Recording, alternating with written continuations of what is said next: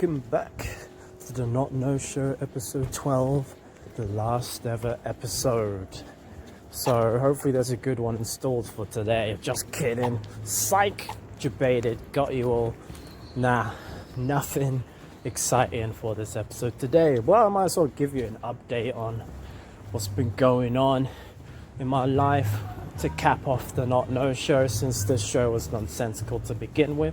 And stay tuned for next week, where I introduce my next series, which I've actually sort of planned a bit. I've not really done anywhere near as much writing, production, recording for this new mini series that I've got planned. I've done nowhere near enough. However, I have a feeling that it will be at least 5% better. Hopefully. Anyway, so what's been going on in my life? One of the first things is that even though I got a bicycle just over a week ago, I believe, is it just over a week now? Yeah, just over a week ago I got a new bicycle because my old one got stolen back in February. And yeah, I've been having fun riding that. I've actually gone on a lot longer rides than I'm used to, because even though I've been biking for several years, usually it was only as a means of transport. So bike to and fro from school or from uni, and really I didn't bike very far. It's usually between 5 and 7 miles, and that's it. And then I'll do whatever I went to do, and then I'll bike back after taking a bit of a break. Apart from the short stint of Deliveroo I did, where I would do several short trips of between a mile and 3 miles, but several of them in the night. I've never really done that much long distance sort of endurance style biking. Remember at uni that I would occasionally bike from campus to Leamington, which was probably as far as I've been, and that was about 7-8 miles or so. So between 7, 8, 10 miles. So it's just pretty far for me back then. And considering the route to get there wasn't nice at all. It's a very hilly route, lots of climbing. So that's what really tired me up more than anything, just because of how horrible that was. But with that said, now I've come back, starting to bike. And the first trip I went on, I biked to where I used to live from where I am now. That was about 10 miles in all, so not so far. But 10 miles in all is pretty much joint for the furthest I've ever really biked that I can remember in just one go. And then, I couldn't actually... And then what else did I do? Oh, so then the next day, I decided to go for a bike ride again. I think, how many miles did I do in total? Probably,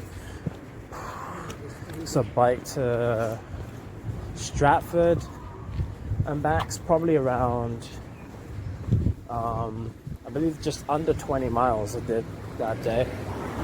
And it felt pretty smooth. One issue why I've never been able to bike far in the past is that my pedaling technique was all screwed up. I biked a lot with my quadriceps, which being more of a sprinter build, a very fast twitch, so they don't really have that much endurance to them, and they get tired really quickly. Whereas now I really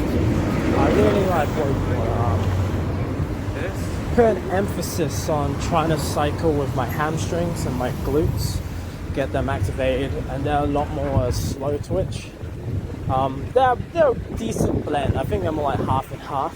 So they're actually really more suited towards long distance cycling. And yeah, I felt great after that 20 miles. I would have gone for the whole 20 miles, but I had to cut it a little bit short because my pedal came loose and I actually fell off. It's annoying, so I had to take the bike to Halfords on a Monday. They said, oh shit, yeah, this is going to take about a week to get fixed.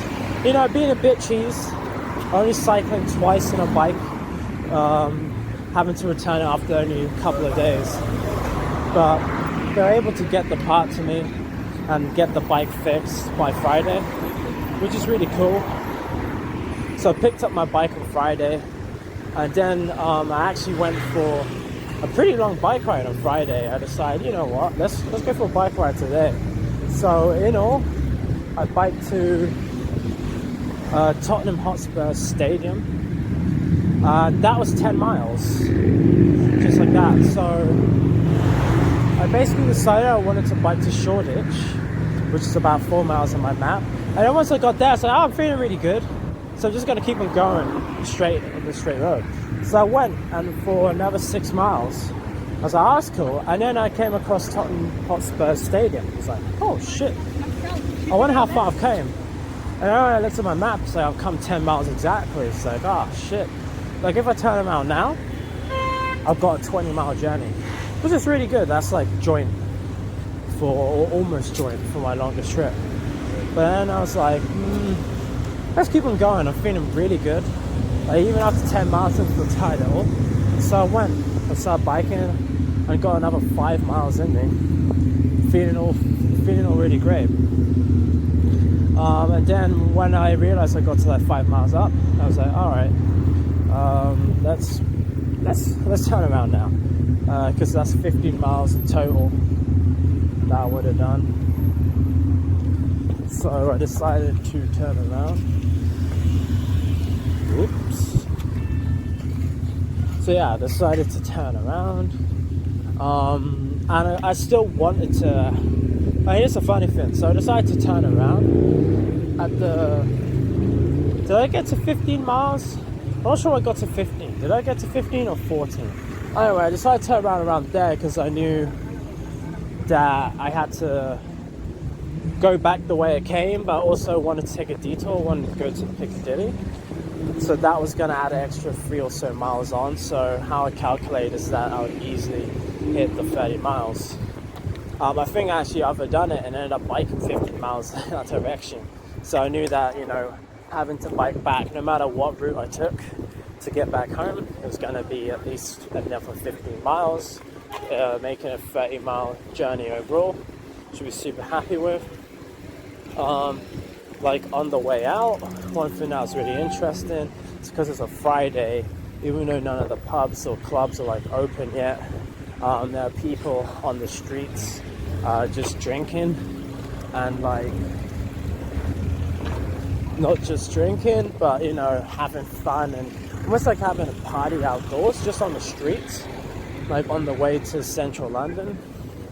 And there are other people who are cycling, but you know, you can tell that they're, I don't know, drunk or like gonna be drunk very soon because they're there to party, have fun, whatever. I was like, oh, that's pretty interesting. I found it pretty funny to see so many young people out. Just, you know, they don't have the clubs, but that's not going to stop them. So it's one reason why I want to go Piccadilly, to see if that's where some of that. I'm not really sure. I'm not really too knowledgeable about like London's layouts, to be honest, about where people go party. I know like Shoreditch, for example, is why I biked there first. I want to see if there are any people breaking quarantine there, but there's nothing, nothing there at all.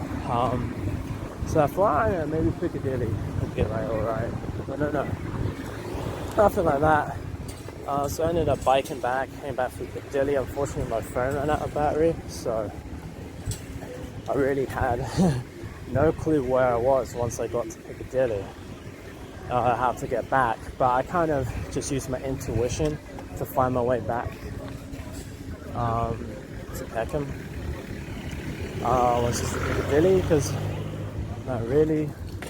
All I need to do is find the bridge and then cross the bridge and then cycle alongside that bridge, heading at this point east, and I'll eventually get to signs to go towards Peckham. So that's why I wasn't really too bothered or too worried about that.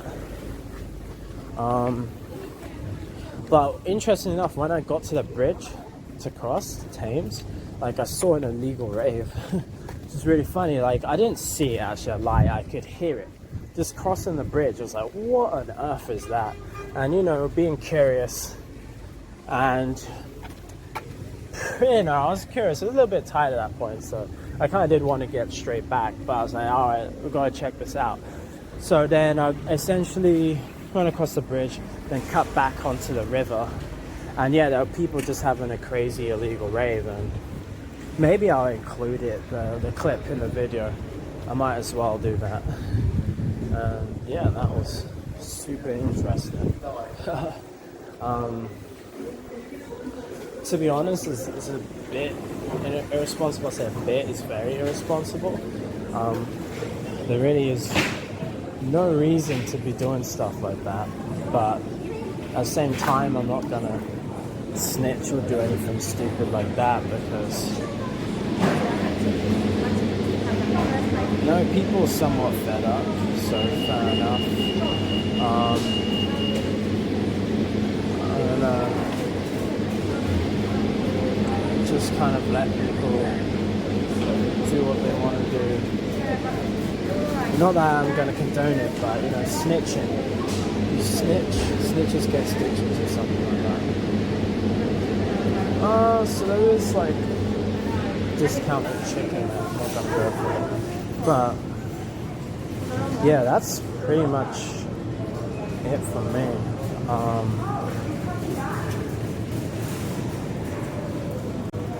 Like I don't really know what more to say about this season's been pretty interesting. Been biking. I've been doing a few push-ups each day as well. You know, keeping fit. I say keeping fit, more like getting fit, because it's not fit at all to begin with. So that's all interesting. Let's see, should I go for double salmon or not? I have a quick calculations in my head. 1,800 calories. It's probably more important now than ever. Now I'm cycling every day that I get enough protein in, and at least the days I eat, which is gonna be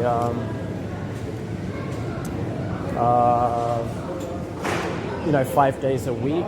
It's important I get enough calories in, get enough protein in so I can repair, because I've been dog shit tired recently. Which really isn't ideal, you know, like being that tired. But you know, it's still alright, it's still good. The weight is coming off, I'm starting to look leaner and better, so that's ideal. And I can probably appreciate how the audio is freaking trash right now, but you know what, we can never know. All these pepperoni pizza parcels.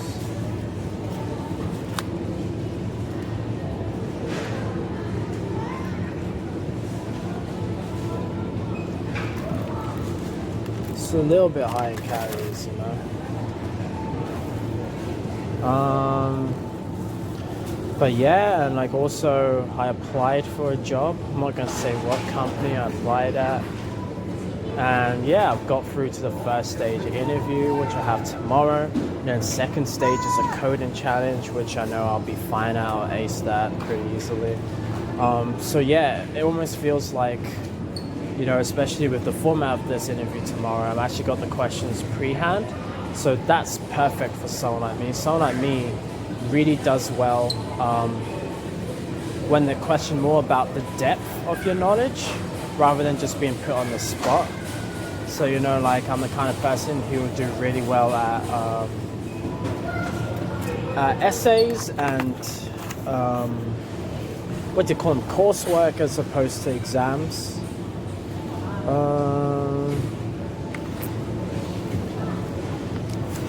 This kind of guy I am, so that's really good. So it almost feels like I'm through to the final stage, and I know that that makes me feel a little bit good.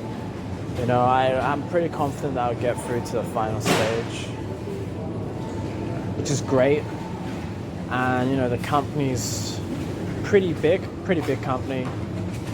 Everybody would have heard of them, I would assume. And yeah, the compensation is brilliant. 70,000 a year, and you get good benefits as well. So that's a massive step up from what I'm currently getting now.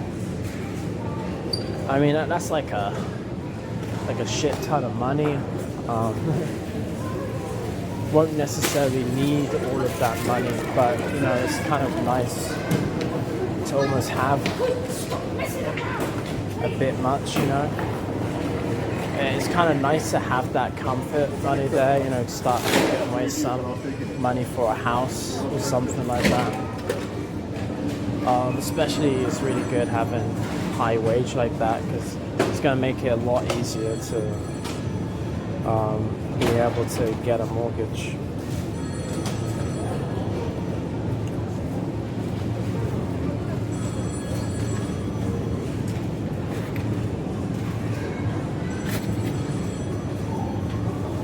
Drumsticks.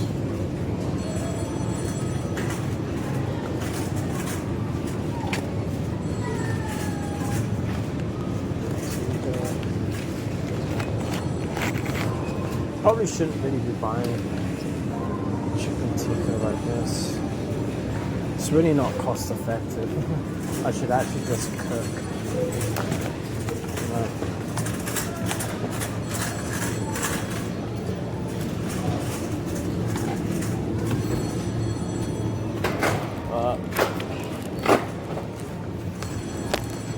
Stuff happens. Anyway, I'm getting pretty full with my hands there. So probably gonna call it there. It's been a pretty anticlimactical series, but at least it's come to an end. You don't have to watch these episodes anymore. Should get a lot better content. Well, 5% better from here on out. And yeah, thanks for tuning in, especially if you watched most of my shitty episodes. Thanks for the support, and hopefully it will start to pay off now, because you'll be the first to know about the improved content. And you know, it's just interesting being part of the whole journey. Anyway, I'll cut it there for now. See ya.